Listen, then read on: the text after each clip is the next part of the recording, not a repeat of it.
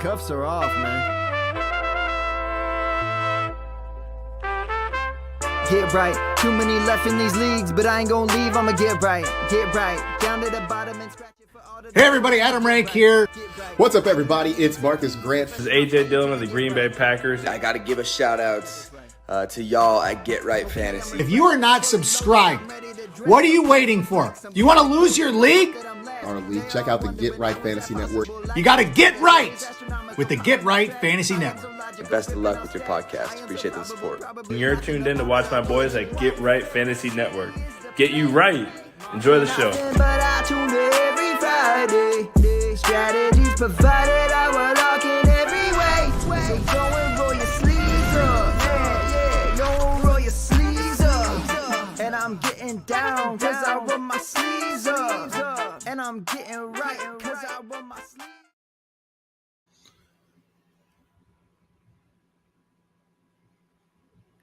What up? What up? What up, world? We are back. I'm Anthony, aka Rasta, and this is Get Right Fantasy Network. I'm here on this lovely Monday night. We are 5 weeks down. Only a few more to go. We're kind of almost getting to that halfway point here in the fantasy season. We're starting to see some things shake out. Franchises are getting ready to make some moves here as well, too, potentially. So we'll get into all that. This is going to be our waiver wire ad show. We'll react to a little bit of the week 5 news, and of course start gearing ourselves towards week 6. So let me know if you're out there in the chat. If you have any questions, man, drop them in the chat. Any comments, let us know how you're doing. What are the records looking like right now? Leave us a comment, drop it in the chat. Want to see what you guys going on. Or we have any 5-0 teams going on here? Are you 0-5? You're somewhere in the middle. That 3-2, 2-3 feels like such a big move. If you were sitting at 2-2. So let me know where you're at. So it's an interesting time of the year. So like I said, we will get into, of course, the injury news, which of course kind of leads us right into our top waiver wire ads. I'll discuss some of my risers and fallers here heading into week 6. And then of course, we'll get to your live Q&A. So make sure that you, again, drop your questions or comments in the chat. If you have a question right away, you can always drop a super chat and I'll get to it immediately. Otherwise, let me know. Flex in the chat and we'll hang out here tonight. Frank couldn't make it tonight, running a little late. So it'll just be me and all you guys here tonight. So that's all good. Ravens in here saying 5-0 in the Got Left Fantasy League, 4-1 in his main home league. Thanks to Kareem Hunt out dueling Chris Olave. So got a big time win there. So there you go. Feeling good. So appreciate that. For those of you guys who are new here to the show, maybe tuning in for the first time, again, we're doing our waiver wire ads here tonight.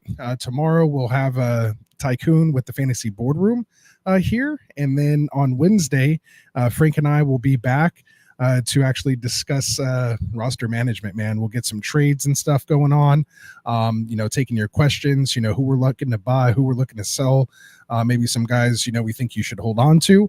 So that's always a fun show. On Thursdays, and then of course on Wednesdays, you'll have actually before that, our boy Phil Ruskin with the episode of the Extra Point. He'll actually be doing his Dynasty Outlook. He'll be talking trades, taking Q&A as well. And then on Thursdays, he'll be back doing his DFS and prop betting here with Phil at the Extra Point. And then on Fridays and Saturdays, we have 2 different shows for our start sit. We break the slates down in half, Classic and Kindle. From the Fantasy Football Tavern, we'll go through the first half of the games, and then Phil and I from the Extra Point will be here going over the second half of the games, game by game start sit for you, and then of course Classic will be here for you Sunday mornings for your active and actives list. You'll also have the Fantasy Football Tavern and the Sweet Life Pod with Jack and Cody dropping here with just their recorded content. So make sure you guys check that out. So again, hit that like and subscribe button for us, man. Make sure you guys are turning those notifications on to stay in touch with what we got going on here. A bunch of content dropping here on Get Right Fantasy Network. So I hope you have your sleeves rolled all the way up so we can power through this season, man. I'm excited. Check out the descriptions. We will have links to Of course, all the affiliates that I mentioned, as well as the timestamps and chapters. So you can just go directly to the waiver people that you're looking for. Maybe it'll be by position. And then, of course, our sneak peek into that roster management with the risers and fallers a little bit later on. All right. So with all that said, let's get into the show here, man. Let's get into what do we want to do here first. I think we'll probably just go ahead and get into some news and notes. So let's see. Do I have a banner for that here? There it is. Boom. News topics and injury updates. So let me know what you guys think in the chat. We got Raven saying shout out to our guy Frank and the rest of the Get Right Fantasy crew. Yep, we miss him here, man. It's always a better show with my guy here. But yeah, so we'll get into it, man. So first order of business, we have Antonio Pierce coming out saying, no decision yet on what they're doing with the quarterback. So we saw, Gardner Minshew get benched, and O'Connell came in. So we'll see kind of what happens. He said something funny that says still doing that upstairs currently. So maybe that means up in his own head, or is he talking to ownership or management? We'll see. But obviously without Devontae Adams, doesn't really matter who's in there. It's probably going to just obviously downgrade the offense in general.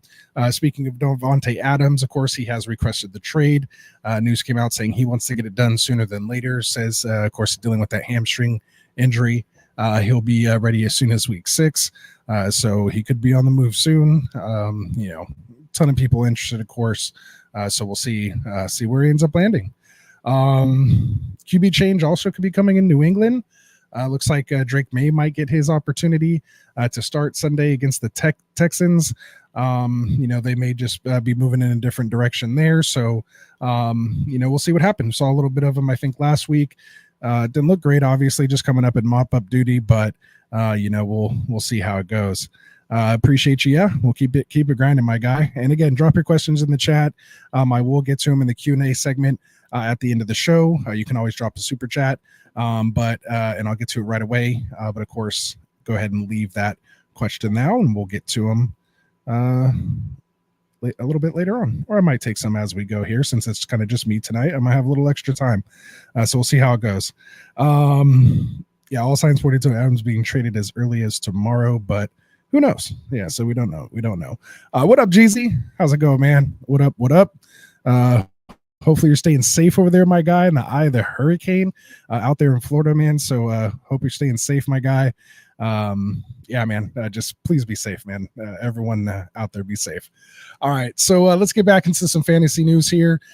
More quarterback news. Kind of, it's that time of year, seeing where teams are shaking out, what they need to be doing, setting themselves up for the back half. Russell Wilson dealing with that calf injury, obviously, since training camp. He's expected to be healthy for week 6. He's kind of been dressed as the emergency quarterback. But Justin Fields had been doing pretty good. Obviously didn't have a great game last night. So they're saying he might be considered as soon as next week for the Raiders. So we'll see what happens there. And, it'll be quite interesting kind of to see if they give him the reins or not, and see who looks better. Jameis Winston time in Cleveland. Anybody in the chat? Jameis Winston. Watson not looking great over there. Just pretty much latest stinker fantasy wise against the defense that had been given up the most points to the quarterback position since like last year. So they all of a sudden just made them look almost like the 85 Bears or something over there with their defense. But I don't know. It's not looking great. Cooper had 4 catches, 10 targets, not a great outing. So as a Amari Cooper owner, I'm looking forward to some Jameis to Cooper action, man. Let him get in there and fling it. So we'll see what happens. He did come in the game for some mop-up duty for the last, couple minutes. Threw 1 pass for 16 yards. So nothing crazy, but we'll see what happens. Another little controversial thing that happened, Josh Allen. Kind of looked like he got rocked pretty bad. Maybe they just gave him some smelling salts, threw him back out on the field. A little controversy kind of going on there, but we'll see what happens. It doesn't look like he's on any kind of like injury report or anything at the moment, but just something to kind of keep your eyes on. Just more of maybe a bad look for the situation. But they have been pretty cautious with these type of things, so we'll see what happens. What's up, Jay Media? Said Jameis Winston is more. I'm more of a Brock Purdy guy. Oh, there you go. Jeezy wants some JMO time in Cleveland. There we go. Oh, Z Money 145 and lost. That's always tough, my guy. Always tough. There we go. Yeah, they definitely didn't cover. What's funny is I think that's exactly like where I was watching on my YouTube, and I like opened it and it literally came up and I read that comment, and yeah, that one didn't age well there, Jeezy. So yeah, I'm not really ready to talk about that. So yeah, Go says, do you think Tyrone Tracy can take over the RB1 role in New York? I mean, it's possible. Obviously, they did draft him. Singletary's, not considered kind of like a franchise guy. Obviously with him hurt, he could be out, there another week or two. We'll definitely get into him here a little later. But yeah, he looked pretty good. He looked pretty good.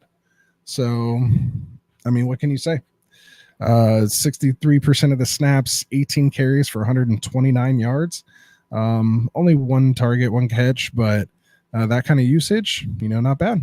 Pretty efficient. 7.17 per carry.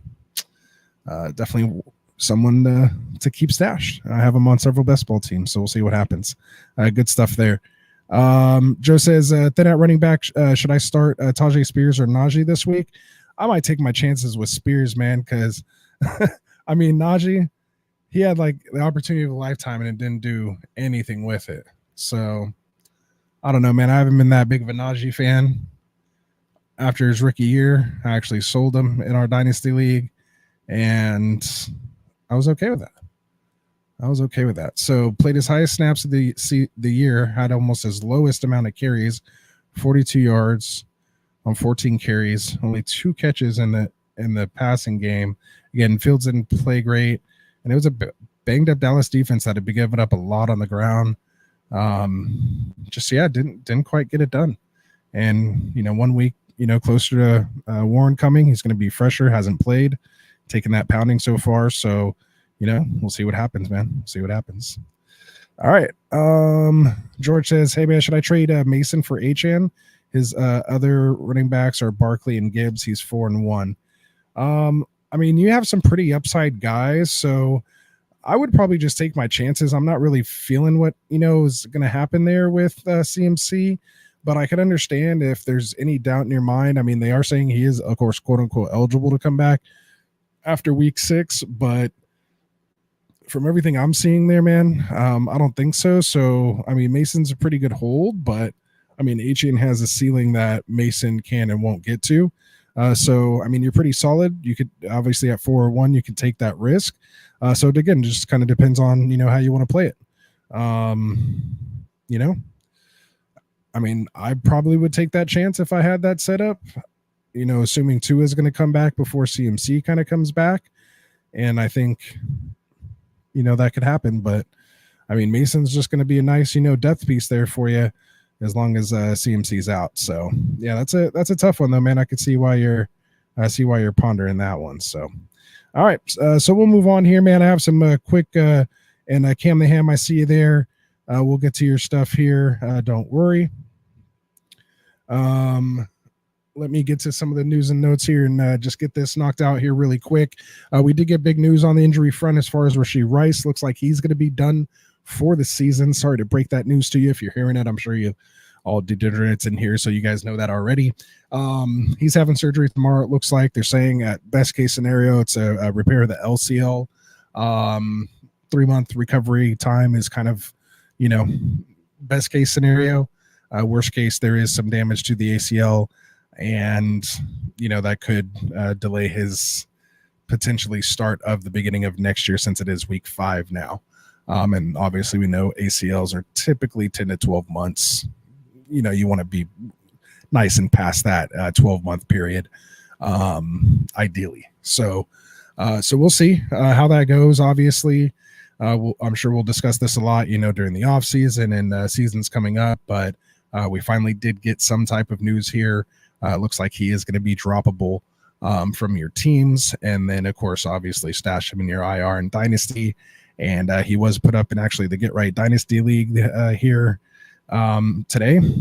So we'll see what happens if a trade gets done, and we'll see if who's buying or might be looking to do something there. So I was trying to make a push for him, but obviously that scares me now, and I'm a contender this year. So, he's kind of out of my, situation. So we'll see what happens. All right. So other stuff here, Aaron Rodgers dealing with the low ankle sprain. He looks like he'll be fine. Saints quarterback Derek Carr left that Monday night game there in the second half. They're calling it kind of an oblique injury to his left side. No real updates, quite yet. We'll see what happens here in the next couple days. So just something to kind of keep your eye on. We're just talking about Achane in here, Dolphins running back. He is in the concussion protocol right now. So again, with those two coming off bye week, you'll be fine being able to stash Achane if he misses week 6. You do have Vikings running back Aaron Jones dealing with the hip injury that had him sit out the rest of Sunday's game. Ty Chandler came in there. So we'll talk about him here, I'm sure, when we get into our waiver wires. But they are bye week here in week 6. So we probably won't get too much news. They don't have to really report anything until they come back next week. So we'll just kind of see, we're in the day of age of, information now. So I'm sure something will hopefully get leaked out here soon, and we'll know what to expect with Tyson Chandler. We did have kind of an injury scare with Zach Moss. He's looked like to be believed to be okay.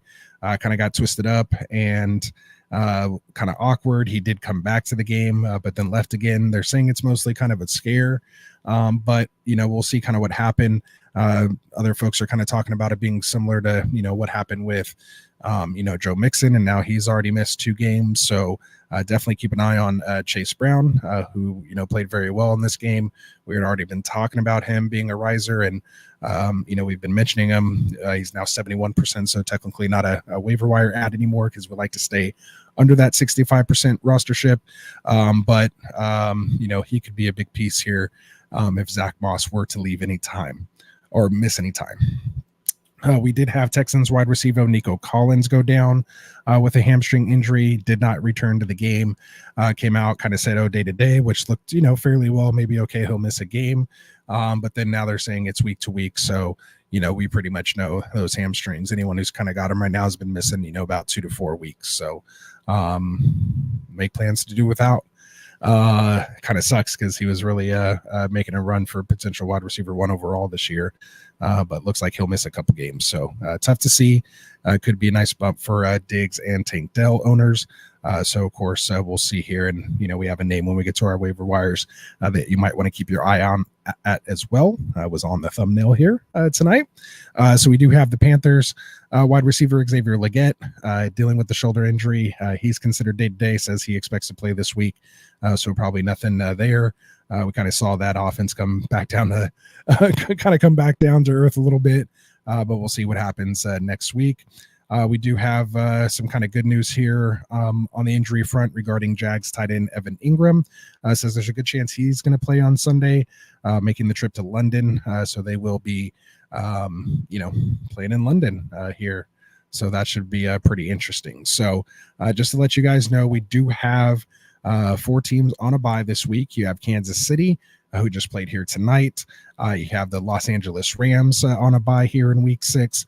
We have the Miami Dolphins on a bye, as well as the Minnesota Vikings. And then, like I said, it's going to be Jags at Bears in London Sunday morning. Super early for us West Coast. And you guys get almost a taste of that 10 a.m. Start. So I hope you guys enjoy that. All right. So that should round out our news topics. Let's see. Joe's in here saying, is Anthony Richardson droppable? He needs a QB this week with Darnold on a bye. Gino and Baker are available, and his only other player you could part with is Jaylen Warren. So again, with Warren being hurt right now, I don't know if he is going to come back, right away. And this just seems like it could be a timeshare there anyway. So I used to be big on Warren. Again, your league better than me. But it's hard to drop a guy when healthy that has the upside that Richardson has. But drafting him, you should have known that there was going to be peaks and valleys. He was still young, hasn't even played a full season yet. So you kind of have to expect that coming in. I mean, if you are going to grab a guy, maybe grab Baker. I mean, you could even consider just dropping Darnold at this point if guys like Baker and Geno are still available on your wire. I'm sure you don't have most of your league holding 2 or 3 quarterbacks. So it wouldn't be probably bad to just go ahead and pick up Baker, just drop Darnold on the bye, and then just kind of see who comes out of it the following week. So that's kind of what I would consider there, Joe. So yeah, let me know what you end up doing there. So Cam says starting lineup is Mayfield, Henry, Mason, Diggs, London, and Pittman. His bench is Geno, Cooper, Devontae Adams, Mooney, Joe Mixon, Bucky Irving, and CMC and IR. Any moves that I think he should make? He lost by 1 this week, and by 0.5 week 1. The fantasy gods hate him. He's 3-2 because of it. So, I mean, you're 3-2, and you're literally 1.6 points away from being 5-0, and that's even without Christian McCaffrey right now. So, I'd say you're in kind of a good spot. Something I would consider possibly here is maybe selling on either Drake London or Mooney. Kind of hard to debate which one. I mean, after the game Mooney just had, and how he blew up, but London kind of finally looked like the guy that we expected him, and kind of drafted him to be this year. Maybe just that chemistry is building, and the offense is finally coming together. Obviously, a lot of new pieces playing together, especially at the quarterback position. Coming off that injury, so kind of tough choice there. I could see why you have both of them, but if you could package one of those guys. Maybe trade one of them for, maybe Marvin Harrison Jr. Maybe you could trade Diggs for Marvin Harrison Jr. right now with, Collins going down. Maybe you can trade Drake London for Collins while Collins is hurt right now. If that owner maybe is, 2-3 and doesn't want to, loss or worse, that's something, I would consider. Or you can go try to buy, Bijan Robinson, maybe with London or Mooney. Maybe Mooney and Adams, kind of combine those two, maybe get Brees and, something else. I mean, really, if you can put Cooper and Mooney together to get Brees, I could do something like that. But yeah, I mean, other than that, you're sitting in a, really good spot. So good lineup, man. Good lineup. Hopefully some of that helped you. If I happen to miss your question, just let me know. Go ahead and drop it again and just say, hey, Rasta, you missed it. Since I am here trying to keep hold of this all myself, so we'll see what happened. We got Smokey Cat saying he won his week by 0.52 points with that Dowdle fumble at the end. Nice. He's 3-2, standing at first place for this week. So well done. 3-2 feels good, man. When you're sitting at 2-2 and you get that win, 3-2 definitely feels good. You're like, all right. Especially after week 5, that's a good feeling to be at. 2-3, you're like, all right, I'm kind of in there, but you can't really, you got to stack some wins now. You need to roll off at least the next 2 or 2 out of 3, to feel good. So we'll see what happens. Cam the Ham says, thanks for some advice, man. So yeah, hopefully some of that comes through for you. If you make any moves, man, let me know. Let's see. I think we got one more question here in the chat, and then I'll get to the waiver wire ads. So this is JXE17 or JHE17. Hopefully I got that right. I'll just call you J17. Says, do you trade Higgins and Etienne for Justin Jefferson? If I want the Justin Jefferson side of that, I think I don't want to say that's like not necessarily high rate robbery because Higgins did have a great game. But I'm taking that JJ side for sure. So I don't know if you're being offered that. If you are, accept it immediately. If you're just kind of shooting the offer out, keep me posted and let me know if that gets it done, because that's definitely interesting. So keep me posted. Smokey Cat says, man, Olave 10 yards. Wow, he killed his parlay. Oh, that's brutal, man. On a Monday night, killing your parlay like that. That's tough. All right, so let's get into it here, man. Let's talk some waiver wire ads. We will talk about the quarterback position. Kind of rough out there, but I do want to talk about the guy here. I think he ended up being like QB like 3 or 4 overall, depending on if it's 6-point or 4-point. Joe Flacco, man, coming out here, 13% owned on Sleeper. If you're looking to, stream someone, he could be someone to pick up if Richardson is going to be, missing any more time. We do have the Colts playing against Tennessee next week. Tennessee does have a decent defense, but Flacco proved, last year, and I'm sure there's a couple folks out there, myself included, who kind of rode him to a championship. So that potential's out there. So make sure,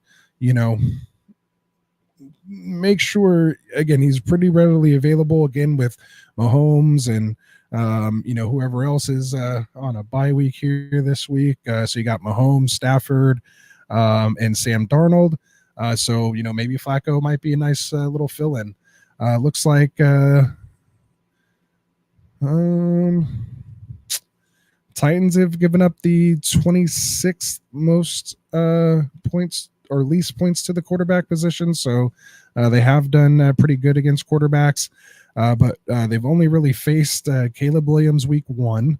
Then they faced Aaron Rodgers week 2. He threw for 176 and 2 touchdowns. That was it. Malik Willis actually came in, put 30 points on them, 13 completions on 19 attempts for 202 and a touchdown. Did have 6 for 73 on the ground, so he was able to score 27 fantasy points here. But as far as Huntley goes, who they played last week, 22 attempts, 14 for 96 yards, 1 rushing touchdown, 8 for 40. So they haven't really faced, true pocket passer like Flacco. So, they are coming off the bye, but, maybe they might be a little slow. Who knows? Who knows there, but I do like Flacco. And then the other guys really are just kind of real deep leagues, super flex, 2 QB leagues. If you're maybe dealing with some injuries or something like that, although in a super flex, I'd probably rather start one of your position players here if you can. But there is Aiden O'Connell, who's only 4% owned. Like I mentioned, could be taking over that job potentially here this week. There is Drake May that we talked about earlier, 10% owned on Sleeper, and could be taking over that job as soon as this week. And then, of course, Russell Wilson, who's only 8% owned, could potentially be healthy and might get a chance to state his case there in Pittsburgh. So, and then 2% owned, a little honorable mention, Jameis Winston. So, yeah, there you go. All right, so that'll wrap up quarterbacks there. Let me know what you think. Let's see. I'll take a couple quick questions here. We have Arturo Flores. Hopefully you guys are hitting that like button for me. If you're subscribed, if you're not subscribed, make sure you hit that subscribe button for me as well too. We have content coming to you guys here almost 7 days live per week, taking your questions, comments, and have you be part of the Get Right community. So make sure you hit that subscribe button for us. I think we're only like 4 or 5 subscribers away for 1.3 thousand. So help us get there, man. Hopefully someone could be that 1.3. And we're going to do another giveaway at 1,000. So make sure, or at 2,000 when we hit our next 1,000. So make sure you guys are telling your friends, man. Hit that subscribe. So anyway, Arturo says trade Kamara and Devonta Smith for Jonathan Taylor and Malik Neighbors. I would probably do that. The high ankle sprain scares me a smidge, but this Saints offense, is kind of coming back down to earth here a little bit. What did Kamara have tonight? 11 for 26, 2.4, pretty pedestrian on the ground. We know the Chiefs defense pretty good. He did, 6 for 8, kind of did his thing in the air for 40 yards. So not bad, but didn't find the end zone here this week. So, 12.6 fantasy points for Kamara. I just think the upgrade of Malik Neighbors over Devonta Smith when he comes back just from the concussion, it's not like a lower leg injury or something like that. So, it's not like he's going to have to really kind of be eased back in per se. And the difference between, I mean, we were drafting Taylor ahead of Kamara, anyway. So I definitely would take that Taylor neighbor side. So there we go.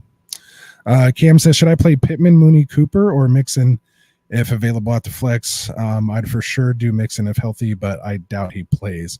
Let's see. I know we usually don't do start sit until Fridays. I'm not excited to get Cooper in my lineup right now. Pittman had a good game, but I haven't really been fond on him. Mooney's kind of the hot new toy, so to speak, here at the moment. And what do we have here for week 6? We have Atlanta playing Carolina. So yeah, give me some Mooney in the flex there for sure. So I would even probably flex him over Mixon. If Mixon was healthy, I'd give him a game to come back. I doubt they give him like 27 carries right out of the gate, especially with no Nico Collins. So yeah. We got Chris in the house saying Murray or Fields, Laporta or Ferguson for his flex. Christian Watson, Laporta, Tolbert, Javonte. Rice is out. Addison's on a bye, and Watson is on the questionable list. What's funny is I have so many rosters with that Watson, Addison, Rice kind of combination there. So let's see. So Murray or Fields. So I'll take Murray.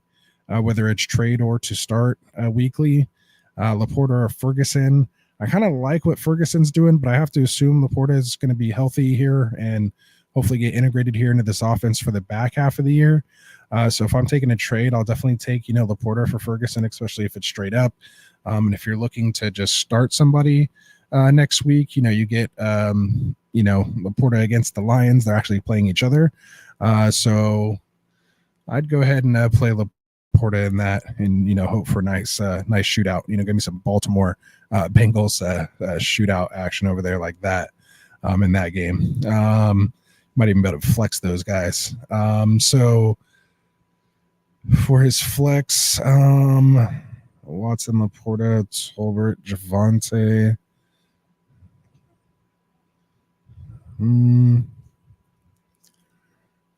I mean, if you can go, I might just go bully tight end here and start Ferguson in your tight end and Laporta as your flex if that's what you're asking. So hopefully I answered that right. Cortez says, what do you think about Mason trade out before CMC returns? I mean, if you can, I personally don't think he's going to be back and relevant for the, what do you call it?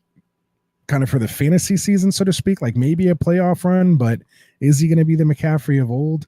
Are they just going to come in and eventually ramp him up to get, 25 touches a game? Or do you think they're going to be pretty easy on this? Does he play one game, not play one game? So yeah, I mean, I like the idea of trading out. Like, again, if I can churn Mason into like Breece Hall and kind of make that bet long-term, I would rather do that than maybe hold on to Mason. Maybe if you want to, make that bet on Bijan as well too, but like, that's kind of that echelon that I'm shooting for.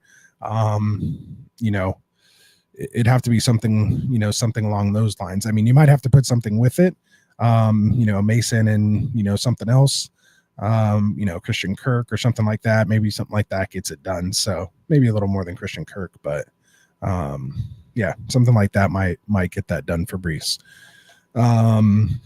So yeah, so let me know how it goes, man. Keep me posted. We have J17 says half PPR, which side? AJ Brown, Najee versus Higgins and ETN.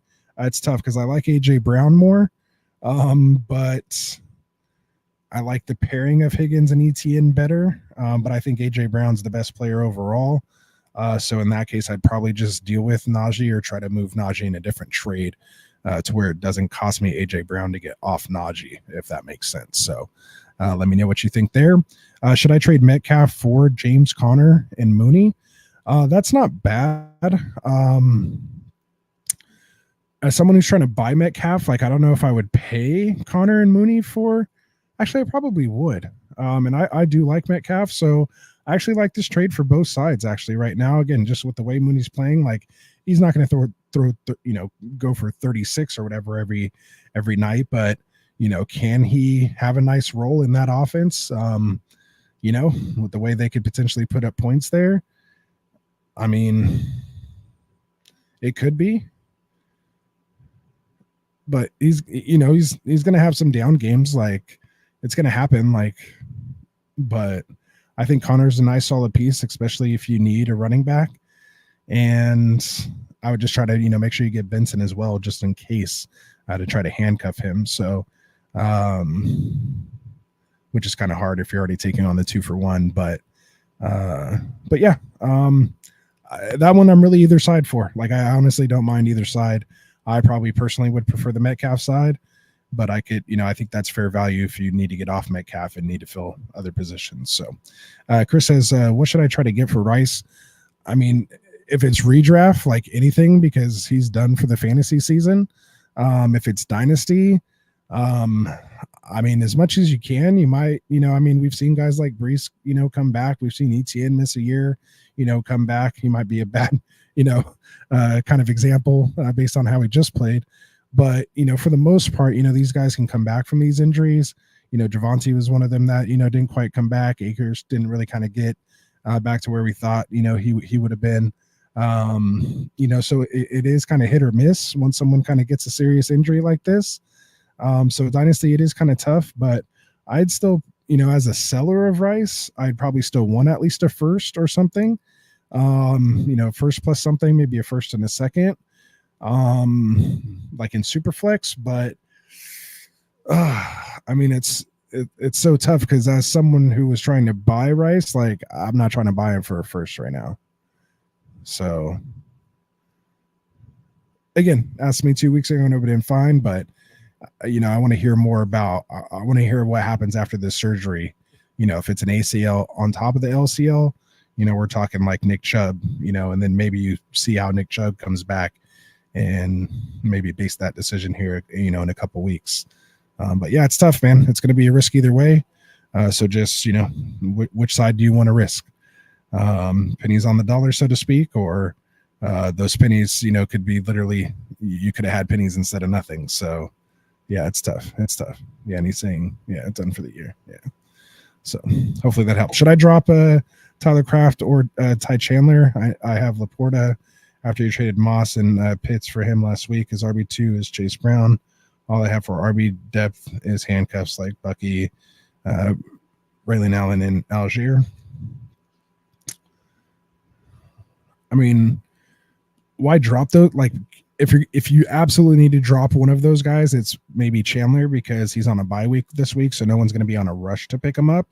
And heaven forbid somebody gets hurt this weekend, you kind of buy yourself a week to see what happens. So that's kind of what I would do. But really, if before you have to drop somebody, a lot of people, Kraft is kind of the hot, tight end right now. If you have Laporta and you're good, then try to see if you can trade off Kraft, or maybe trade off Kraft and Chandler to the Kraft and Chandler to the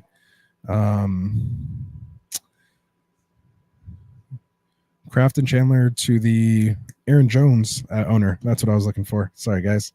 So yeah, so maybe look to do something like that. So hopefully that helps. J17 says half PPR if Moss is out, start Chase Brown over ETN. Also Ferguson or Kraft in week 6. Probably going to go Ferguson against Detroit. Hopefully get a nice shootout there at home. Green Bay does play the Cardinals. Cardinals usually give up a lot of points to the tight end. That is a tough decision, but Ferguson's the number 2 target over there. Tolbert's doing all right, but there is other people over there in Green Bay, and they'll spread it around. So yeah. So give me Ferguson over Kraft, and then Chase Brown over ETN. That's super overreactive of week 5. If Moss is out, then possibly do that. But ETN is going up against the Bears, so I could see why. You do have who are they playing? Bengals against the Giants. Yeah, I think you might have to do that, man. Chase Brown against the Giants over ETN against the Bears. That's crazy. Who would have thought that in week 6? But you might have to go that way. Come back to me on Friday, J17, and I'll let you know. So there we go. Jason Smell says, should I trade Metcalf and Rashad White for Derrick Henry? If it's a full PPR league, then no. Even more so, yeah. I mean, even if it's non PPR, like Metcalf's like touchdown upside. If you're really hurting, I just think it's too much. Like, if anything, like Metcalf should be able to get Henry potentially straight up in a full PPR league. Non PPR, it's a little closer.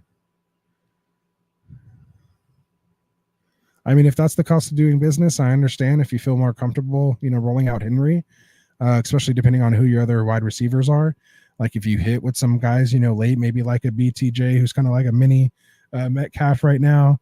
There's some guys maybe that you hit with late that you dodged.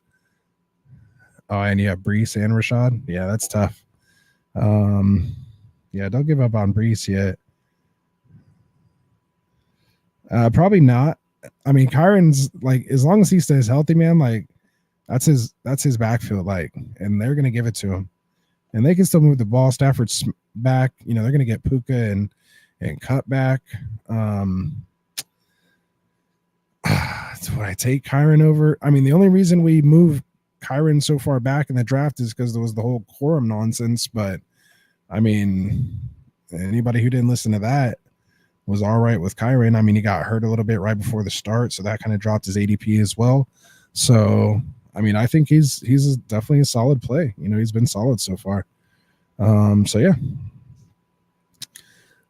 He says, I do have Brian Thomas Jr. and Neighbors and I don't like Deontay. If it's start 3 wide receiver, I love that, Metcalf, Neighbors, BTJ more than I like Neighbors, BTJ, Deontay Johnson. But then you'd have Henry. I mean, since you have Brees, I'm okay with Rashad. Let me know, are you half PPR, full PPR? This makes like a big difference when you're talking about guys like Brees and Henry, because Brees is, even with his bad game this last week, like he's still leading running backs in targets, I believe, on the season.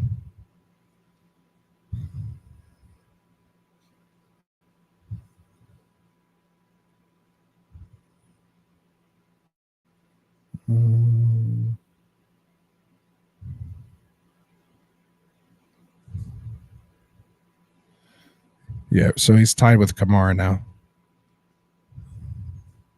28 targets so far, 21 catches. So that's big. He doesn't know what PPR means. Are you getting like a point per reception? So like if someone catches the ball, do you get a point for that, or are you only scoring like yards and touchdowns? So yeah, point per reception. Sometimes you'll get a full point per reception, or you get like a half point per reception.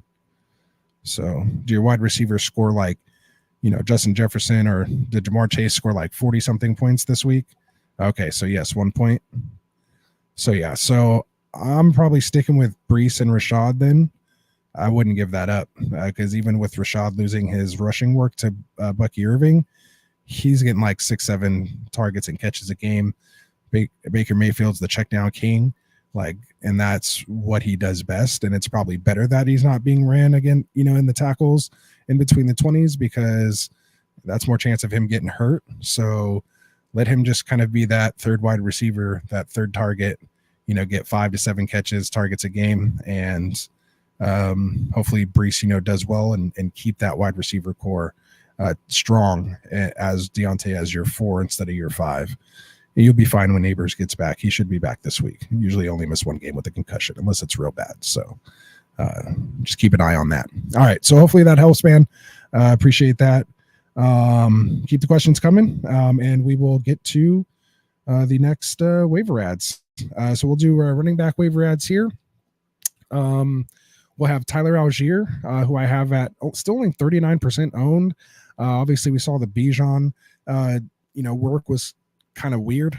He wasn't in the game late with the game on the line. He didn't even start in overtime. The first 3 games, he was playing 80% of the snaps to Algier's 20% of the snaps, but the last 2 games have been, a 35-65 split, still in favor of Bijan. But it's just kind of the usage and the timing. He was kind of a little banged up coming into this game, so maybe that had a little more, to do with it over these last 2 games. banged up in the last game and then, kind of hurt coming into this one. So maybe they just wanted to take a little bit off him, especially given it was a Thursday night game and a quick turnaround. So, but either way, this coaching staff, this offense still goes through Tyler Algier. We've seen him be 1,000-yard rusher. He's one of the top handcuffs out there. Should anything happen to Bijan, he's going to easily be, like a Jordan Mason type. They will still throw it to him. He does still play on third downs and in passing situations, critical situations. They almost feel like they're almost a 1A and 1B, it seems like. So, we'll see what happens. They do play on the field every once in a while together as well. There is some overlapping snaps, but for the most part, Tyler Algier is not going away. So only 39% owned, especially as the Bijan owner. Make sure you have this guy on your roster. You don't have to, pay for him or trade later if and when something were to happen to Bijan. I don't want to put that out there, but it could happen. The other guy we're talking about, he was on the cover here, Tank Bigsby, 31% owned on Sleeper. Coming off the big game this last week, he was the RB1 overall in full PPR. I had over 20 fantasy points here, 25.9, and that was 2 touchdowns for 101 yards on only 13 carries, a 7.8 yard average. Had that nice big run. So he's looking good over there as a runner. He did get some work in the passing game as well. Where was he at? The one catch for 28 yards. I did have a fumble, didn't lose it, but yeah, Tank Bigsby. So I was surprised to see he was only 31% owned. I know he was kind of drafted and then maybe dropped early when he wasn't kind of producing, but it looks like he's there now. So good guy to have. Could be a changing of the guard. Might be more of a split like Irving and Rashad White. So we'll see what happens. But again, anything were to happen to the one or the other, he should take over. Ty Chandler, again, Aaron Jones dealing with that hip injury. He's 36% owned here on Sleeper. Ty Chandler, obviously came in, kind of, took the bulk of the carries once Aaron Jones went down. He has looked good. We saw him last year when he took over. Runs well, and I like what you see when we're out there. He's pretty efficient. So he's someone that I do own in several places. Not a must, add right away. Maybe you don't put a fad bib on him, or maybe, keep it low because he does have a bye week this week. Maybe he goes unclaimed and you can just get him as a free agent. So again, just, your league, what kind of guys they're looking for, take a look at other people's, lineups and who they could potentially trade, swap out, to set your bid accordingly. Another guy to consider here, Jalen Wright, 21% owned. We saw Devon Achane dealing with that concussion injury. Again, that's usually meant at least 1 week. We saw Neighbors, who even played on a Thursday, didn't return until a week after. Obviously, his own teammate dealing with a concussion right now as well too. So of course, a pretty sensitive subject here in this building, I'm sure. So Jalen Wright might be someone you need to lean on. We did have Mostert come back here this week. He looked pretty good. He knows this offense, so it'll probably be split between the two of them. He's probably going to be available out there again, only 21% owned on Sleeper. So you could probably get a claim in for him. And, Jeff Wilson might get worked in there a little bit as well too. But we've seen, Wright had a pretty nice game, and, he's pretty explosive. He's kind of like a mini version of Achane. So we'll see what he can do. Dargumbawale is going to be my next running back here, only 3% owned on Sleeper, coming off back-to-back double-digit fantasy games, 15 points and 14 points respectively. He's been playing very well here as of late. We saw him, make a couple great plays. Where is he here? What did he end up with? Yeah, so he ended up playing 68% of the snaps this last week, getting 15 carries, only 30 yards, only a 2-yard average. But did, they kind of turned that work over to him, kind of instead of Akers. But you like the 6 catches on 7 targets for 57 yards. CJ Stroud doesn't really check it down much like we, talk about. He's not a big runner, so he will check that ball down. And, Yeah, K-Makers only played 32% of the snaps, only had 9 carries for 42 yards, but did get the touchdown. Still had 2 catches on 3 targets, but only 5 yards. So I'd almost be more comfortable starting Gumawale in PPR leagues if Mixon sits again. They do get New England next. Looks like at New England, so that'll be someone to definitely look out for, and definitely available in your leagues at only 3% owned. I did mention Chase Brown earlier, 71% earned, just a little honorable mention, and Trace Sermon, 66% owned, just outside of our 65% range. But these guys, again, if JT were to miss another game, Sermon, I believe, had 18 points in a full PPR league this week. So he's definitely worth grabbing. All right. So let's move on here. I see you guys' questions in the chat. Let me just run through the last of these waivers, and then we'll answer some more questions here before we go. So some wide receivers that I'm looking at on the waiver wire list, talked about him earlier. Darnell Mooney probably would top this list, comes in at 65% owned on sleeper leagues right now, right at that threshold that we talk about. I think he has to be owned right now. With what we saw that offense explode with, we got to find out, was this just a one-game thing? Is this kind of where they're headed? I mean, this is kind of what people envisioned. Even Kyle Pitts, got in the mix a little bit. But this is what, people had envisioned of this offense, maybe not through Mooney per se, but I think it was a good addition. And with Kirk looking better and more confident, we'll see what happens. Again, Kirk can, supply some nice wide receiver fantasy points. So, keep your eye on him. Go put a claim out for him. I mean, if you need a wide receiver, you just had Collins or someone go down, I'm probably, paying probably 25%, or more to get Mooney right now if you really need someone. If you don't have that much and you're looking for maybe a cheaper version of that, go check out Alan Lazard. Frank's guy, 47% owned here on Sleeper. Looks like he is the wide receiver 2 over there for the Jets. I believe he had 10 targets, even though Wilson had an absurd 22 targets. But basically, the next, I think, most targeted on that team was Breece Hall with 4 targets in that last game. So, it's going to be those two. So, Alan Lazard. Lazard came 47% owned. If you need somebody, especially with these bye weeks, he did play 100% of the snaps this last week. Only had 4 catches, 31 yards. One of them was for a touchdown. Again, he is 6'5", big body target, and Rodgers trust him down there in the end zone, and they do a lot of those quick screens. He'll check out of a play and just give him one of those, winks and little head nods, and they run like one of those naked wide receiver screens, just make one guy miss, and he's in the end zone at 6'5". So interesting little play there. I never thought I'd be saying it, but he's had only one game so far, week 2 against Tennessee, where he didn't score at least 10 fantasy points in a full PPR. So, he's looking like a safe play, and right now sitting as the wide receiver 20 overall in PPR. So, go check him out, Alan Lazard, Frank's guy. All right, so Jordan Whittington is the next guy on my list here, 34% owned on Sleeper. He came out, both him actually and Tutu Atwell, both 34% owned on Sleeper. Both guys that I have here on the list. Again, coming into these bye weeks, if you need someone, and again at 34%, they're probably going to be out there for you. Stafford, they're going to throw the ball there. That defense is terrible, so they're kind of always going to be in passing situations. You like to see the 10 targets for each one of those guys. 6 catches for Atwell, 7 catches for Whittington.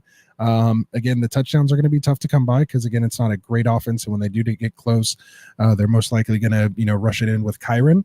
But as far as PPR wise, those are just kind of like mini Puka and mini Cup situations. But you also had Kobe Parkinson over here getting 13 targets, 7 catches for 52 yards.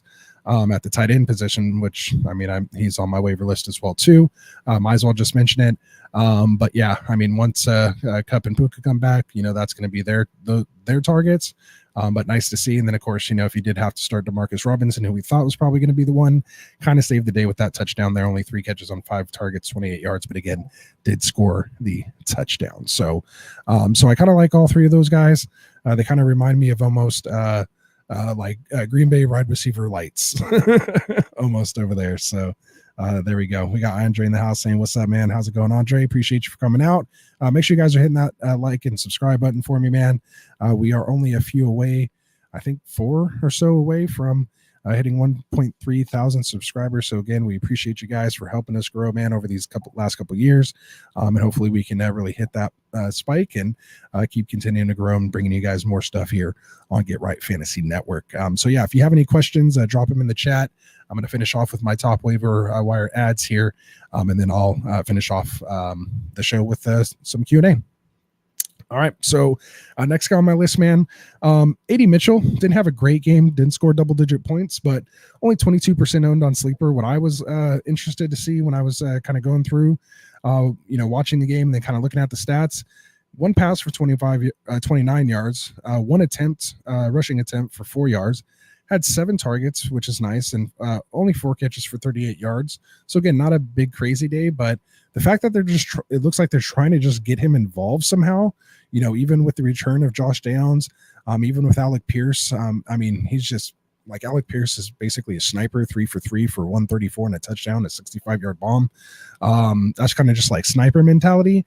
But, AD Mitchell's kind of like that, almost Swiss Army knife, I guess, maybe trying to be their like Debo kind of gadget type player. He has speed, so they're just trying to manufacture ways to get the ball in his hands. So hopefully they can do that a little better. Obviously, having Flacco there, I think is going to be better for him. So, we'll see what happens with all these guys healthy. I mean, the pecking order, he's definitely 4th. But, someone I'd like to stash maybe that can make a run, or, something does happen to one of those other guys. With his growth, he could really step into a nice role. Again, 2nd fastest guy in the combine this year. I did mention Alec Pierce, only 20% owned on Sleeper, so check him out as well. I believe he's sitting at like the wide receiver. Where is Pierce right now? He is wide receiver 21. Yeah, he was right behind him. So yeah, Alec Pierce. All right, so we have quick mentions. Darius Slayton, 8% owned on Sleeper, had a nice day. Juju Smith-Schuster, we just saw tonight. I'm not really falling for it quite yet, but we'll see. I think he was like Mahomes' last like 1,000-yard rusher or receiver or something like that. I'll have to check that stat. Don't quote me on that one. But yeah, Juju Smith-Schuster, 6% owned on Sleeper. Again, anyone tied to Mahomes, they look to air it out a little more, had some nice yardage. But Juju can always come back down to earth any moment as well too. So we'll see. And then Xavier Hutchinson, who we had on the thumbnail, he's 0% owned kind of everywhere, but with that injury to Nico Collins, they're talking about him potentially playing that Nico Collins role in this offense to try to keep potentially Diggs in his spot and Tank, as well too, and then kind of switching outside. So we'll kind of see what happens. He could be the X there for CJ Stroud, so it might be worth a waiver claim there. I wouldn't go crazy over it. Again, didn't have a great outing here this week, but you like the snap percentage. 79% of the snaps, I think, once Collins went down. So finished with 79% snap share. Again, I think he only had 2 catches, 21 yards or 23 yards or something like that. But just something to keep your eye out after a week of practice. So there we go. So that'll kind of round out my wide receivers. Quickly, we'll get into the tight ends here quick, and then we'll do some Q&A. So my week 6 tight end waiver ads here are going to be Tucker Kraft at 66% owned on Sleeper, just 1% over, but the tight end position's kind of rough right now, so I kind of had to use him. There's no one else really. Cody Parkinson, as I mentioned earlier, 38% owned on Sleeper. If you need someone to stream this week, you might be able to throw him in there, as I mentioned before. For those of you guys who are here, make sure you guys are taking advantage of UnderdogFantasy.com. When you do go on and make your first deposit and open up your account, make sure you use that promo code GetRight. You will get a 50% deposit match up to $1,000 in bonus cash to check out their season long and weekly kind of DFS type best ball drafts. And then, of course, they do have their weekly pick'ems as well. A ton of specials. Go check them out and make sure you use that promo code GetRight. All right, so let's get to some Q&A. let's get to the chat. So if you guys have anything you want to chat about, drop it in the chat now. Now's the time to do it. I will kind of scroll back through here and see what we have. If we have time, I'll get into my risers and fallers, but I'm already kind of at an hour right now, and I want to get to your guys' questions. So let's do that, and then we'll see if we have some time. I'll add in the risers and fallers a little bit later. All right, so where did we kind of leave off here? We did that. Sorry, guys. I thought he started, but let's see. So do we think Brees was going to be better? Yeah.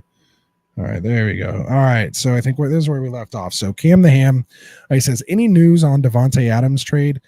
So I don't have any news on it yet. All I know is he just said he kind of wanted to get it done sooner than later. He will be ready to play week 6, kind of putting it out there to the teams that, I'm sure he'll pass a physical if need be. So kind of come and get me. Obviously, you hear the Jets, you hear the Saints. We'll see what happens. Usually never the teams you hear. It's always going to be someone else. Maybe the Chiefs trying to do something. There's a couple teams out there that could benefit from someone like Adams. So we'll see. Raven says, need an RB2 this week behind Monty. Who should I start? Ramondre, Javonte Williams, Rico Dowdle, or Trace Sermon? Hunt and A-Chain are on a bye.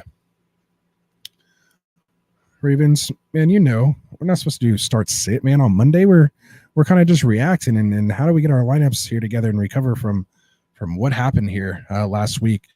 But we do have Mondre here. He's going up against this Texans defense, so not too thrilled about that. You have Javonte Williams, who I'm not really too thrilled to play. Kind of just anyway. I know he had a good week, but I'd be selling high on him. He's a riser and someone I'd potentially look to sell if you can package in there. Rico Dowdle came off a good game.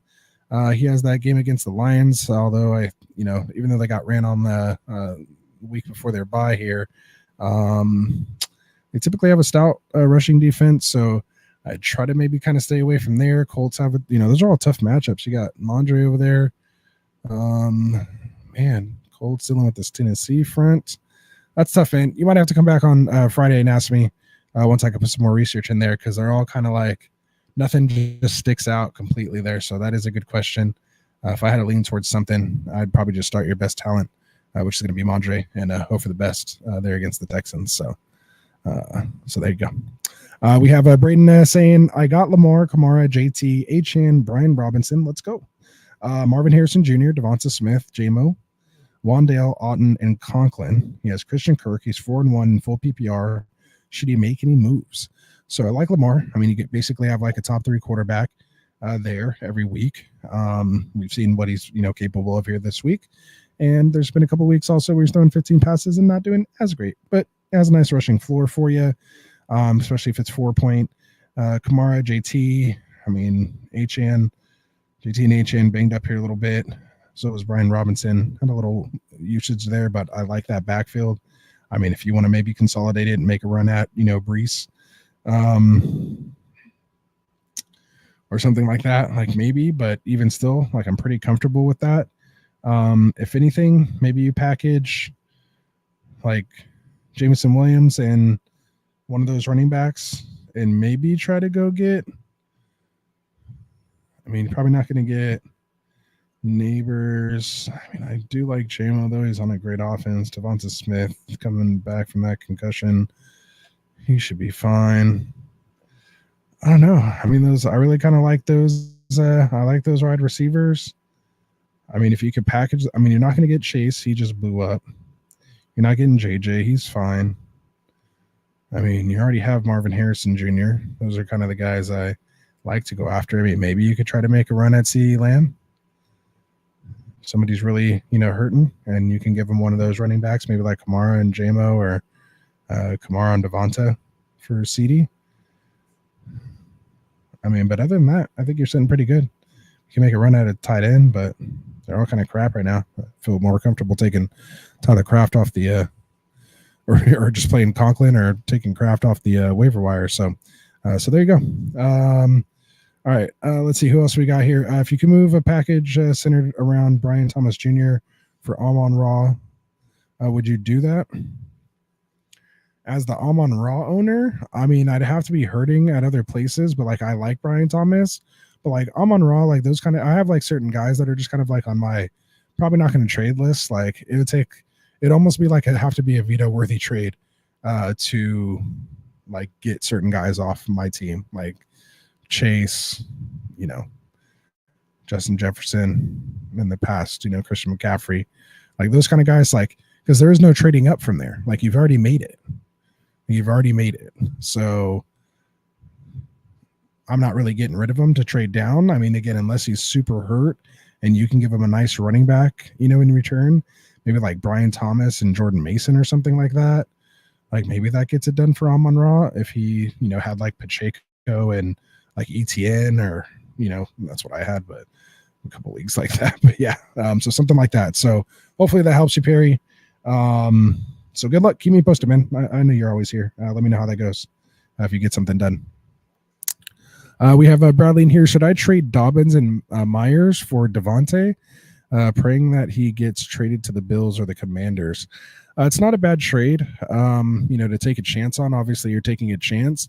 You know, you're risking Dobbins, who you didn't really invest much in. Myers is basically like waiver fodder. So if you can, I mean, it's really just Dobbins for Devontae. I mean, I think I would take that chance. Obviously, hoping you go somewhere better than the Raiders. It doesn't really get worse. I don't think you'd go to a worse situation. So, yeah, I'd like to take that type of risk. I don't think it's like too risky or gonna like set your team back. I assume the rest of your team's pretty decent. So, yeah, I would definitely consider that for sure. If someone's offering you that, I would definitely accept and get the Devonta side. So, Andre says, am I crazy to trade me? And actually going back to that real quick, sorry, Bradley. Just going back to that real quick too. And even if he stays, like Aiden O'Connell might actually be better for Devontae because he wasn't really that bad with Devontae last year. So just saying that. Am I crazy to trade Mason for Gibbs? Mason feels so TD dependent. So you want to trade Mason for Gibbs? Like you're going to get Gibbs for Jordan Mason? And if it's full PPR, then yeah, do that all day long. Because again, remember the upside if anything happens to Monty. Like Gibbs is like RB1's here. Like he's better than like Bijan and Brees, like what they've been right now. Like he could go crazy. Like him and Monty are basically like top 8 running backs right now. Like that's how good they are. So just imagine if one of them was gone and they're getting like 65, 70% of that work share of the other one's production. So yeah, I would do that in a heartbeat. Busy Bee says, should I trade? Oh, we already got that one. Oh, I kind of dropped it in a couple times. You don't have to drop it in like that. I will most likely always get to it. And then if I get to a point where I've kind of passed stuff or I have nothing left, I'll say if I didn't get to it, now you can redo it again. But yeah, if you wanted me to stop what I'm doing too, you can always throw a super chat. But yeah, so at least we got to your question there, Busy. So Mr. Wumbo says thoughts in PPR, Ford plus White plus Kincaid plus Pittman plus Kirk for Bijan, Algier, McBride, and Ridley. So you're kind of like swapping teams here. So you have Ford for Bijan. So Ford and White and Kincaid and Pittman and Kirk for Bijan, Algier, McBride, Ridley. And you'd still have CD, MHJ, Pittman, Kirk Odunze. I mean, yeah, I mean, if you can pull that off, the fact that, you know, because you're trying to get Bijan, you know, who knows what happens with Chubb. Bucky Irving's already, you know, having his job taken. McBride's actually the upgrade over Kincaid. And Pittman. Oh, wait. So, wait, you have the Pittman side? Yeah, so, yeah, if you can get Bijan and McBride out of that deal and then have Algier as the handcuff, I would trade Ford, White, Kincaid, and Pittman away for sure. Yeah, I like that trade for sure. He says they have no wide receiver or running back depth, only Bijan, Kamara, and Algier, and his wide receivers Ayuk, legit. I just got off waiver wire and hurt Deontay and Adams, and then Ridley. Yeah, you might be able to. I mean, you might be able to get that done. possibly. I mean, it'd be tough, but I mean, if you got to throw in like Warren, I would throw in Warren too, or like Roshan to get that done. I still think you're not even giving up too much if you get one of those, but it is kind of a big trade. Usually the one giving up the quantity is the one winning the trade. So good job. Let me know if you get that done.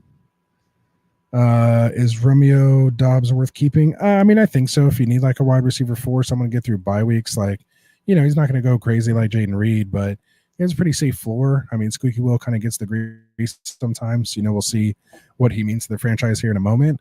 Are they going to phase him out, kind of punish him? I'd probably sit him like his first game back, just kind of, read the tea leaves, see what's going on. I don't think he's droppable right now. I mean, unless you're just in a situation where you can't really drop anyone else, I don't think anyone's really running to go grab him right now. So you might be safe.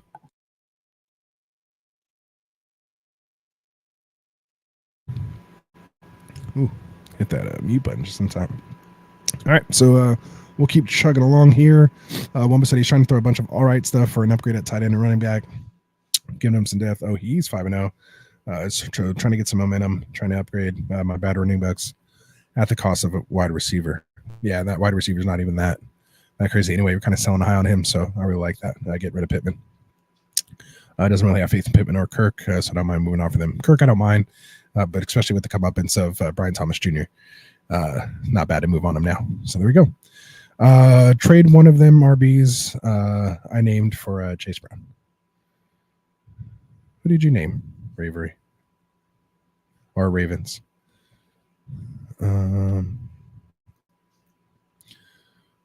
Mondre, Javonte, Dowdle, or Trace Sermon?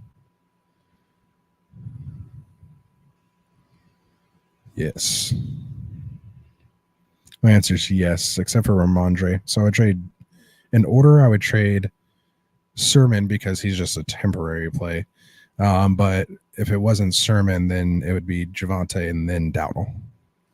I don't think I would trade him for Mondre. Still keeping Mondre. I like his playoff schedule. It's not too bad if he can hold on to the ball. So we'll see. Put some stick 'em. All right. So we'll try to move through these here a little quicker. Jay Hang 20 says, who would you rather have, Godwin or Devontae Adams? For me, it's Godwin. I mean, it's tough right now because obviously if he lands like with the Bills and he's with Josh Allen, then of course my answer is going to be Devontae. Now, if he goes to like the Jets with Garrett Wilson there, I probably want to keep Godwin. I mean, I know what he is there. So I just wouldn't want to deal with that, like Aaron Rodgers, Jets, like drama if that were to happen. So I would just rather start Godwin and feel good about it each week and not be worrying what's going on behind the scenes. Perry W. I have Stroud, Daniels. He's fine with Daniels rest of the season. Would you trade Stroud for Jacobs straight up? Yeah, I mean, quarterback trades are kind of tough because like you're always going to kind of be giving the better end, so to speak. But again, this is why, quarterbacks like this, fall to round 7 and 8. So do you trade for, running back who's been looking pretty decent with no real kind of competition back there? Wilson's there, kind of give him some blows here and there. May have a game or two, things happen. But for the most part, Jacob's kind of like a set and forget it type guy, part of good offense, good percentage to score at least once a week. I mean, if you truly feel confident with Daniels, like you just got to remember, man, it's like RG3 all over again. Like that dude, I've seen him take a couple pops this year. He's usually pretty good about avoiding it. He hasn't done it lately, but early on he did. And you never know, man, something gets to his head or someone just catches him, he doesn't see him. You'd like to have that backup, especially if you're making a run for it. So, I mean, if you're totally hurting, like if you're starting like P. Ryan or, Chandler or Chase Brown at RB2, then yeah, go get Jacobs. Like, go ahead and put your eggs in that Daniels basket, assuming, if he gets hurt, maybe there's someone like Flacco on the wire, right, that you can always go to. So I don't mind doing that to get, a nice RB2 with weekly RB1 upside. So I would get that done. What RB should I go after for Mason and White? I mean, start with like Brees and Bijan and kind of work your way down from there. Maybe you can buy hurt Joe Mixon right now if that owner's, hurting after, missing a couple weeks with him possibly returning, pretty soon. And no Nico Collins. So there could, it could kind of go either way. Maybe the touchdown upside, isn't quite there, or, they stack the box a little more without the threat of Nico there. But I kind of just, work my way down, from there. Kind of running back's a little bit of a crapshoot at the moment, but I mean, I wouldn't go like trade that for like Tink Bigsby or ETN. Like I'm not trading for that, but yeah, I mean, start with those buy low guys and go down the list from there. JT, is banged up. Could be back in a couple weeks. Maybe someone like that. So, let's see. Andre said yes, full PPR trading Mason for Gibbs. Yeah, give me Gibbs. Let's see.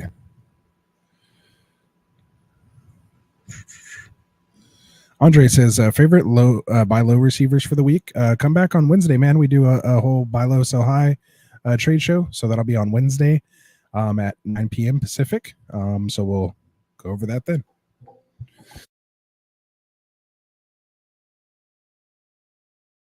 All right, I'll take a couple more here, man. And then throat's getting a little dry.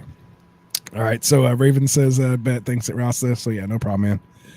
Tag context, only one guy needs a QB, and he's very hard to trade with. All right, yeah, then definitely get that done. Go get Jacobs for sure. He said he'll also be trading Brees, Braylon Allen, and Godwin for Amon-Ra and Kyron.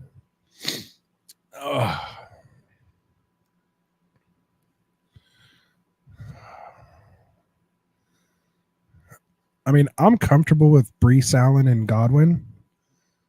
Like trading for Amon-Ra and Kyron kind of feels like more of like a lateral move, and then you don't have a handcuff or nearly as good of a handcuff. Like, should something happen to Brees or Allen, the other one's going to eat. They'll go back to being the RB1. Like the true RB1, probably like 70-75% of the work there. I mean, if you feel like you need to get out ahead of it, if you feel Adams is going to go there, maybe you think Kyron, can do a little better. And obviously we drafted Amon-Ra ahead of Godwin. So, that's definitely a tier up there. So I can see it. It's close. It's fair. I mean, I like both sides. Good pieces involved. First round picks on both sides. I mean, yeah, it's definitely a decent trade, man. I'd be okay holding or passing on that trade. Just whoever you feel like kind of rooting for. If you want to really start nitpicking, I mean, it's nice that Amon-Ra has his bye week done already. So you're kind of getting an extra game there and not having to worry about that. Whereas Godwin, still has his bye coming up. So, I mean, that might be the simplest of tiebreakers there. But yeah, it's close. Checkmate said RG3 did play in the boom era. Yeah. All right.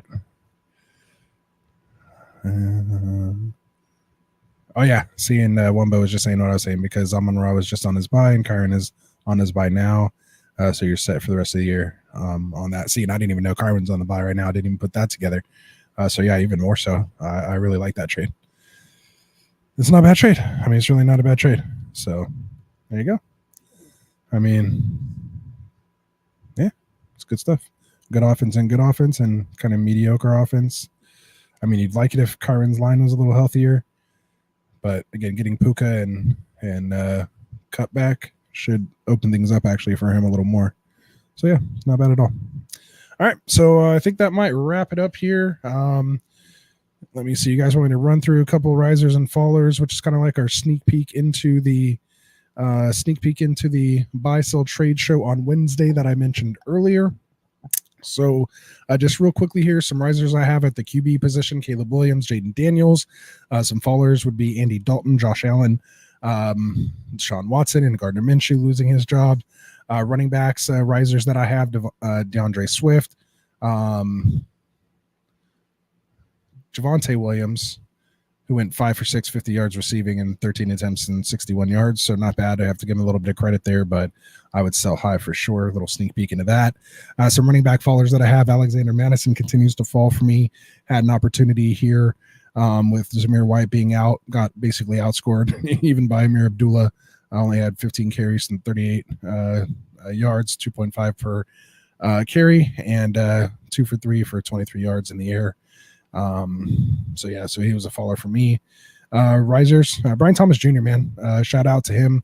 He's starting to look like a wide receiver one over there. Hopefully Trevor can get his stuff together as well and turn this into a better, higher scoring offense, which could be nice. We do have DJ Moore, who bounced back here. Nice little revenge game against the Panthers. Again, it is the Panthers, but give him his flowers. Speaking of flowers, I didn't even plan that. Speaking of flowers, Zay Flowers had a bounce back game, 12 targets. So obviously if they're in a shootout, which you'd like to see, he will be involved there. Speaking of that same shootout, T. Higgins, I like to, his 2 touchdowns. He is basically a wide receiver one. You saw those targets basically now that he's fully healthy and back in it. Just were all about Chase and Higgins. Both of them have big games, 2 scores. But of course, Chase turns his in 193 yards versus Higgins 100 and something. So there goes that. And Terry McLaurin, give a shout out to him. The way Daniels is playing, Scary Terry is taking advantage of it. So he's had a couple nice games in a row. And, if they can keep it rolling, he should be a nice in fantasy lineups. I'd have to stand corrected. Then fallers I have Deontay Johnson with that Carolina offense coming a little back down to earth. A little bit back down to earth is what I was trying to say. Then you have Amari Cooper, obviously with the way Watson's playing, thought they'd have a big game against Washington. Could have been a get right spot for them and feel good, but didn't happen. Dontavian Wicks, man, kind of sucked. He was a faller. I thought he'd have a big opportunity with Christian Watson out. He was the hot waiver wire ad last week. Unfortunately, didn't pan out. Jaden Reed still looked good there. And that was even with Romeo Dobbs, sitting out due to suspension. But he will be expected back. So we'll see what his role may be. Maybe those guys need to be on the field to make him a little more dangerous, but we'll see. As far as risers for tight ends, I mentioned Tyler Kraft. Brock Bowers going crazy over there. Fairmouth had another nice game. And then, of course, Ferguson and I think even Conklin, is starting to look good there as well, too. A couple fallers, Andrews can't even be the tight end 3 basically on his own team. Had a better day. At least he didn't get you a 0, but still, was outproduced by the other 2 tight ends there. So I have him as my faller. So again, risers and fallers brought to you by our boys over at TrophySmack.com. Make sure if you guys want to take your games to the next level, you go check out their customized chains, rings, belts, trophies. Get something like this, which we'll be giving away when we hit that 2,000 subscribers. Another ring like this. Maybe we'll do a gold one this time. You guys let me know.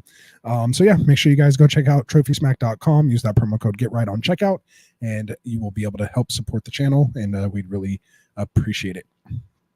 And again, make sure you guys are go checking out our affiliate channels. We got our boys Kendall over at the Fantasy Football Tavern, our boy Phil over at the Extra Point, and then of course Tycoon, who will be live tomorrow in the Fantasy Boardroom. So make sure you guys support the Get Right Fantasy affiliate shows. The links are down in the description.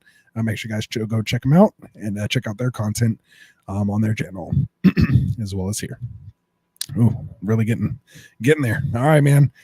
So let's see. Have a couple more comments here. I'll breeze through them here really quick.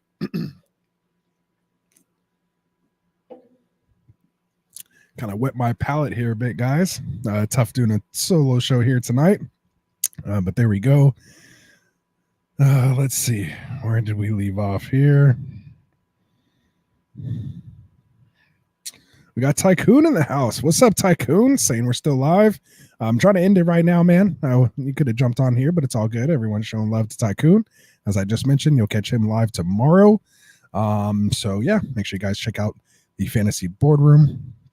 Have Ravens just saying he's loving his BTJ pick, man. Everywhere he took him, absolutely. He was on the start sit thumbnail on Friday. If you guys go back and take a look, so kind of classic, hit it out of the park with that one. My A's bias is it's not a waiver question, but hear me out. That's all right, man. He says Adam or she, he or she, no offense either way. My A's bias says not a waiver question, but hear me out. Adams to Indy with AR coming back for Flacco. Pierce is fired if he doesn't get 9 to 10 wins. Yeah, I think they probably just put him in there knowing they're probably going to fire him anyway. Unfortunately, might have set him up for failure.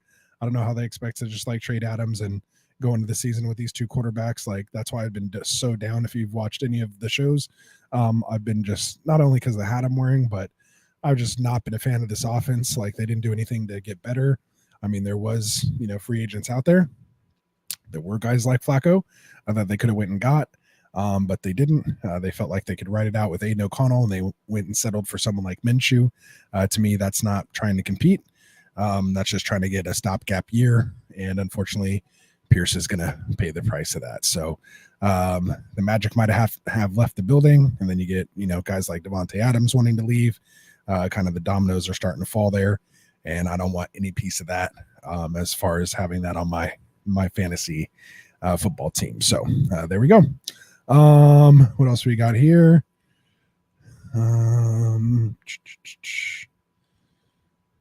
Tycoon. Oh, you missed it, man. Yeah, so I did have Swift as a riser. Hopefully you were there. Might have been late when I said that. Oh, he said if you already covered, my apologies. Yeah. So no, I gave him his dues, man. I had him as a riser. So we'll see, man. We'll see.